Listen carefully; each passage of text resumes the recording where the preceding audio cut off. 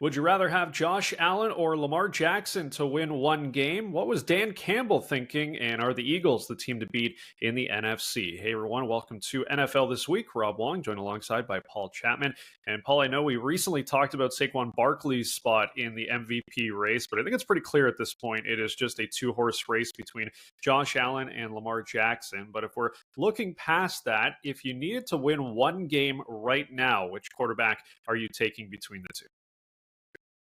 I could do the cop out and I could put all sorts of qualifiers on it, depending on who the opposition is, or and frankly where it is, depending on the weather. And frankly, there's no wrong answer here. But as we talk about recency bias, as we talk about, really looking at what matters, I'm going to go with Josh Allen. And again, there's scenarios. If we were recording this an hour from now, I might talk myself into Lamar Jackson. They're both a threat to run the ball, both amazingly creative players. Just think Josh Allen is better with his arm. Now, the Ravens are so heavily built on Jackson's talents, but they do have better weapons around him, I think. So Josh Allen is doing more on his own.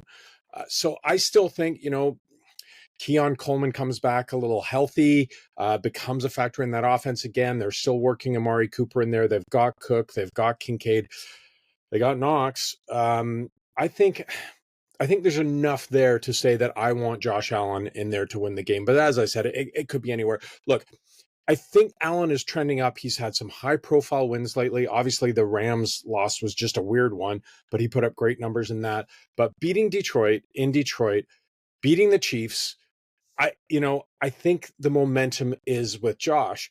If you're going off numbers, and I'm gonna be really selfish here, okay? Like, this is just for me. But when you look at the numbers that Joe Burrow has put up, like, he's leading the NFL in touchdowns with 36. He's leading the NFL significantly in pass yards with almost 4,000. He's at 3,977. Stats probably don't tell the whole story. And yes, look, there's a ton of issues with the Bengals around their defense. He should be in the MVP conversation, but he's not, because they're going to miss the playoffs by a long shot. Like, they're not even close. We've still got 3 games to go. There's a 2% chance that they could get in. It's not going to happen. So I think when you look at the way the Bills are, and they're stampeding towards being the hottest team going into the playoffs, that's going to tip my answer, and I think it'll probably tip the MVP conversation as well. And well-deserved for Josh. He's been amazing. For sure. Yeah. Well, in the case of Joe Burrow, look, the Offensive Player of the Year award still in the mix potentially for that with some of the stats that he's put up this year. But the Bills, of course, were the talk of the week, picking up that win in Detroit, as you mentioned. But another big storyline coming out of it was Lions head coach Dan Campbell's decision for an onside kick down just 10 points with 12 minutes left in the fourth quarter. What did you make of that decision? And does it sort of maybe give you a little pause about maybe Campbell's decision making if the Lions get to a point where they're in a big game? Yeah, possibly. I mean, I think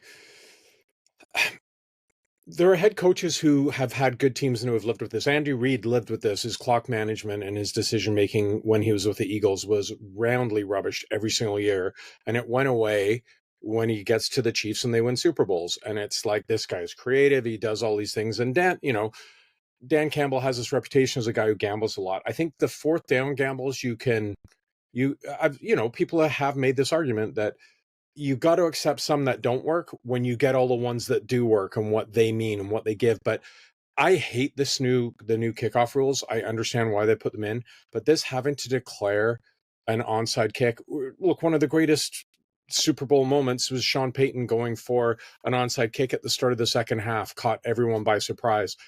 So, maybe Dan Campbell's thinking that there's 10 minutes to go. We're going to try and get this ball back. We're still down by a couple of scores, but I don't know. There's no element of surprise, and therefore it didn't work, and it really killed him. You saw, maybe he wasn't taking into account that not only would they not recover the kick, but that return, almost went for a touchdown. It was a gimme. It got inside the 5-yard line off that onside kick. So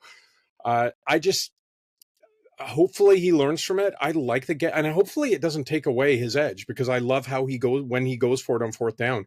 I think the game needs more of that. With that defense and the injuries that they've already had, though, giving the team the ball, giving your opposition the ball in a game where you need 2 scores, that close to your goal line. I just think that was a reckless decision. And when you look at the fact that they did score later in the game and they still got close enough, if you take that onside kick out of it, maybe they win that game. Now they've got a big enough cushion in the standings that it's probably not going to matter.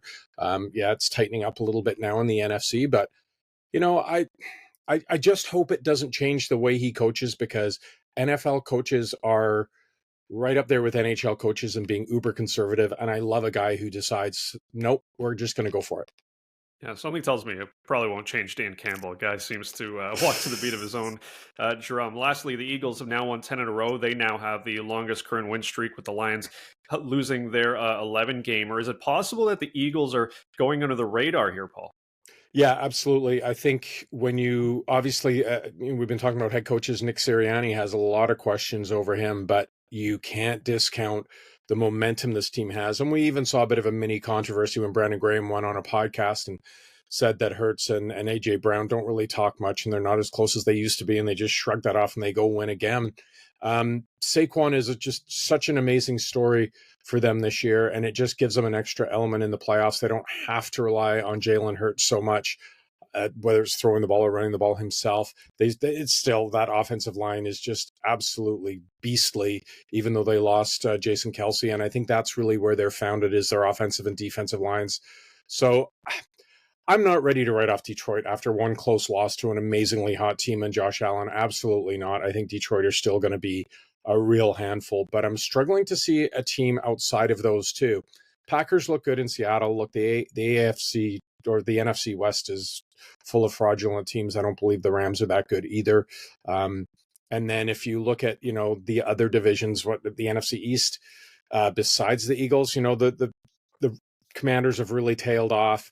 So, and I don't really believe in the Vikings. I know Sam Darnold is a good story, and we'll see what happens down the stretch here. People still saying that Jordan Love and the Packers could make some noise, but I think this really comes down to the Eagles or the Lions. I don't see a path through for any other team.